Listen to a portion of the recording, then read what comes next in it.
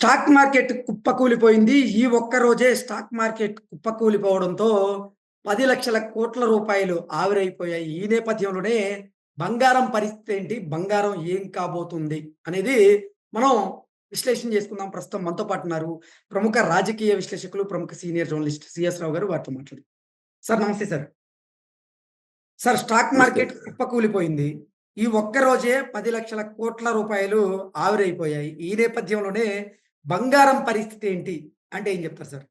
ఇప్పుడు మన స్టాక్ మార్కెట్‌లో ఎన్ని లక్షల కోట్ల రూపాయలు ఆవిరైపోయినాయి, లేదంటే ఎన్ని లక్షల రూపాయలు ఏ కంపెనీకి నష్టం వచ్చింది, వీటికన్నా కూడా అందరూ ఆసక్తి చూపించేది ఏంటంటే బంగారం రేటు పరిస్థితి ఏంటి? స్టాక్ మార్కెట్ పడిపోతుంది కదా! మరి బంగారం రేటు పరిస్థితి ఏంటి అనేది.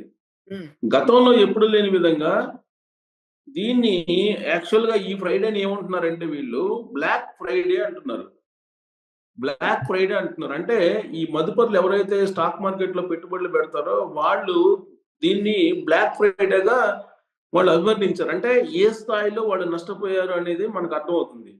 ఓకే. ఫ్రైడేని బ్లాక్ ఫ్రైడే అని చెప్పేసి వాళ్ళు భావిస్తున్నారనంటే జరిగినటువంటి నష్టం ఒకే ఒక రోజులో సింగిల్ డేలో 10,00,000 కోట్ల రూపాయలు ఆవిరైపోయినాయి.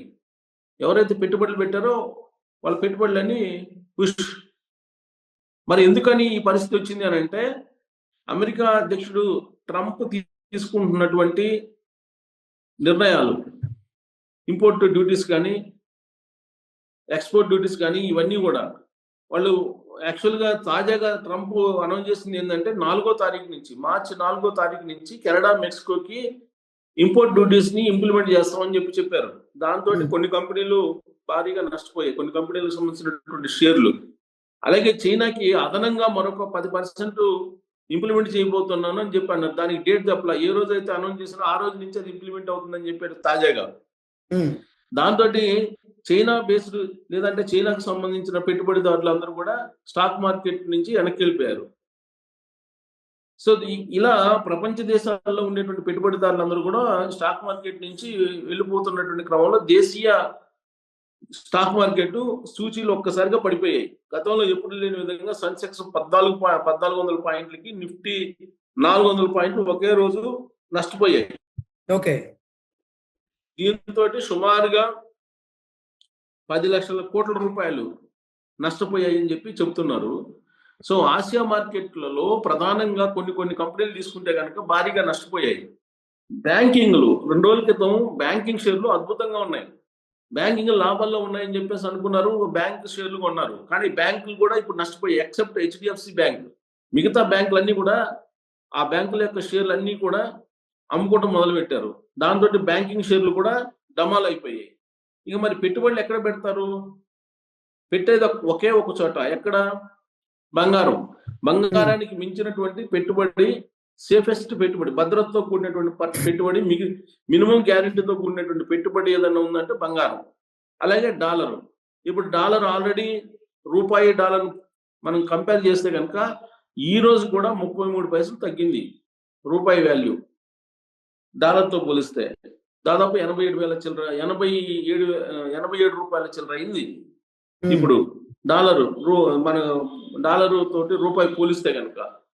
సో, ఈ పరిణామాలను చూస్తే గనక డాలర్స్‌ని కొనుగోలు చేస్తున్నారు కొంతమంది.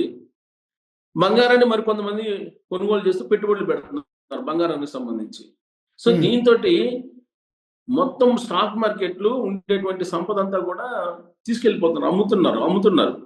అమ్మకాలు ఎక్కువైపోయినాయి. కొనుగోళ్లు లేవు, అమ్మకాలు ఎక్కువైపోయినాయి. దీంతోటి స్టాక్ మార్కెట్ నష్టాల పాలైపోయింది. ఓకే. నష్టాల పాలైపోయి ఒక్కసారిగా దారుణంగా పడిపోయినటువంటి పరిస్థితి. దాదాపు 9,00,000 కోట్లకు పైగా, అంటే దాదాపు 10,00,000 అంటున్నారు. 10,00,000 కోట్ల రూపాయలు ఆవిరైపోయింది. బీఎస్ఈలో, బాంబే స్టాక్ ఎక్స్‌చేంజ్‌లో నమోదైనటువంటి కంపెనీల విలువ 384 లక్షల కోట్ల రూపాయలకు చేరింది. ఇంతకు ముందు కంటే చాలా తగ్గిందనమాట. హ్మ్. సో, ఉదయం సెన్సెక్స్ ప్రారంభించినప్పటి నుంచి ఇది మార్కెట్ ప్రారంభమైనప్పటి నుంచి కూడా ఇవాళ సెన్సెక్స్ తగ్గింది, నిఫ్టీ తగ్గింది. వరుసగా హ్మ్. తగ్గుతుంది. జనరల్‌గా ఏంటంటే ప్రతిరోజు కూడా అప్ అండ్ డౌన్స్ ఉంటుంది. కానీ అప్ అండ్ డౌన్స్ లేకుండా కంటిన్యూగా తగ్గుతా వచ్చింది. దీనికి కారణం ఏంటంటే ప్రపంచవ్యాప్తంగా, అంతర్జాతీయంగా నెలకొన్నటువంటి పరిస్థితులు. జాతీయంగా కాకుండా అంతర్జాతీయంగా నెలకొన్నటువంటి పరిస్థితులు. సో, ట్రంప్ తను మునిగేది కాకుండా, అమెరికాని ముంచేది కాకుండా అన్ని దేశాలని ముంచుతున్నాడు. ఈ క్రమంలో చైనా వాళ్ళు చాలా జాగ్రత్త పడుతున్నారు. చైనా వాళ్ళు జాగ్రత్త పడుతూ చైనాకు సంబంధించినటువంటి వాళ్ళు కూడా ఒకవేళ మన ఇండియా మార్కెట్‌లో ఉంటే వాళ్ళు అమ్ముకొని చైనాకు సంబంధించినటువంటి కంపెనీలు, చైనాకు సంబంధించినటువంటి దేశంలో పెట్టుబడులు పెడుతున్నారు. దాంతోటి చైనాకు సంబంధించినటువంటి పెట్టుబడిదారులు కూడా వెళ్ళిపోతున్నారు. వెరసి అటు చైనా, ఇటు రష్యా, అలాగే భారత్ అమెరికా ఈ వాణిజ్య యుద్ధం నెలకొన్నటువంటి క్రమంలో భారత్ ఆర్థికంగా కొంత ఒడిదుడుకులకు లోనవుతుంది. So okay. మనం హెచ్డిఎఫ్సి మినహా మిగతా బ్యాంకులు అన్ని షేర్లు కూడా ఈసారి నష్టపోతూ ముగిశాయి. Tech Mahindra, IndusInd bank, Mahindra and Mahindra, Bharti Airtel, Infosys షేర్లు భారీగా నష్టపోయాయి. అన్నిటికంటే ఎక్కువ నష్టపోయి వాళ్ళు అవి. దీనికి కారణం ఏంటంటే అంతర్జాతీయంగా క్రూడ్ ఆయిల్, అలాగే బంగారం, ఈ రెండు ధరలు. ఇప్పుడు చూడండి, అంతర్జాతీయంగా మనం క్రూడ్ ఆయిల్ తీసుకుంటే కనుక, బ్రెండ్ క్రూడ్ ఆయిల్ తీసుకుంటే కనుక బ్యారెల్కి వచ్చేసి $73 ఉంది ఇప్పుడు యాజ్ ఆఫ్ నౌ ట్రేడ్ అవుతుంది. అలాగే బంగారం ఔన్స్ వచ్చేసి $2,874 ఉంది. ఇది కనుక 3,000కి వెళ్ళింది అంటే $1,00,000 దాటి వెళ్ళింది మనకి. అంతర్జాతీయంగా ఈ ఔన్స్ $2,874 ఉంది. ఇది కనుక $3,000కి వెళ్తే అసలు మనం కొనే పరిస్థితి ఉండదు బంగారం.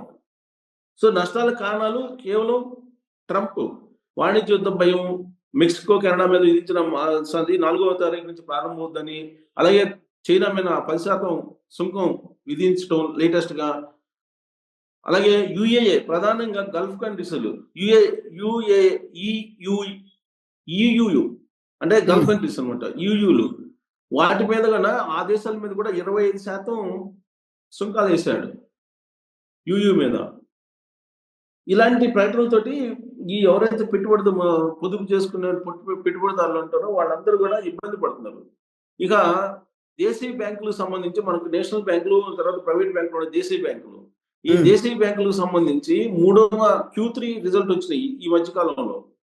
అంటే Q3 రిజల్ట్ మొత్తం సంవత్సరాన్ని 4 క్వార్టర్లుగా చేస్తారు. 3 నెలలకి రిజల్ట్ ఇస్తారు. 3వ క్వార్టర్లో ఇచ్చిన రిజల్ట్స్ పెద్ద ఆశాజనకంగా లేవు. 4వ క్వార్టర్లో ఇంకా దారుణంగా ఉంటాయేమోనని ఎక్స్పెక్ట్ చేస్తూ బ్యాంకింగ్ షేర్స్ కూడా అమ్మకానికి పెట్టేసి మార్కెట్ నుంచి బయటకు వచ్చేస్తారు ఈ పెట్టుబడిదారులు.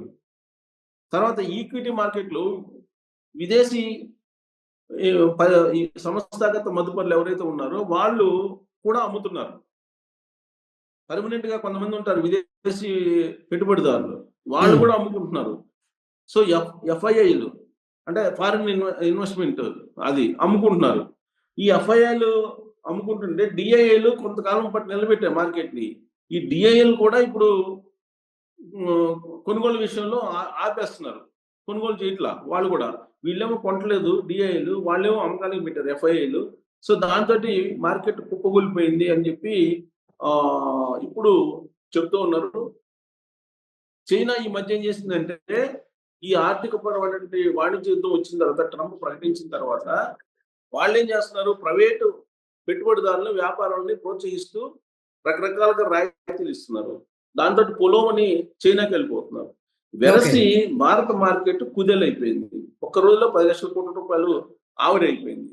సో ఇలాంటి పరిస్థితుల్లో బంగారం ఏంటి పరిస్థితి అని అంటే, ఖచ్చితంగా ఏమాత్రం ఈ స్టాక్ మార్కెట్ మీద కానీ, అంతర్జాతీయంగా జరుగుతున్నటువంటి పరిణామాల మీద కానీ, ఈ పోకడల మీద కానీ కొద్దిగా పరిజ్ఞానం ఉన్నోళ్ళైనా సరే బంగారం ఒక్కటే పదిలం, బంగారం ఒక్కటే మార్గం అని చెప్పి బంగారాన్ని కొనుగోలు చేస్తారు. అందుకే బంగారం ఏమో రోజురోజుకి పెరుగుతుంది. ఈ పెరుగుదల ఆగే పరిస్థితి ఇప్పట్లో కనిపించట్లేదు. ఏదైనా అనూహ్యమైన పరిణామాలు చోటు చేసుకుంటే తప్ప బంగారం రేటు ఇప్పట్లో పెరిగేటువంటి పరిస్థితి కనిపించట్లేదు. ఇంకా పెరిగేటువంటి అవకాశాలు ఉన్నాయి ఈ మార్కెట్ తీరును చూస్తే అనేది మనం అంచనా వేయచ్చు. Okay sir, thank you so much.